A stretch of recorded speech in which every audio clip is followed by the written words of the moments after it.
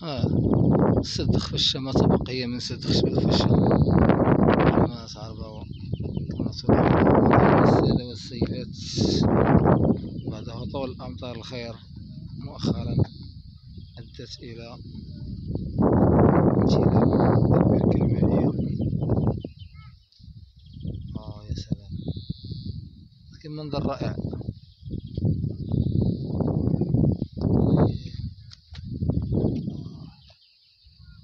منظر رائع ومنظر قيم.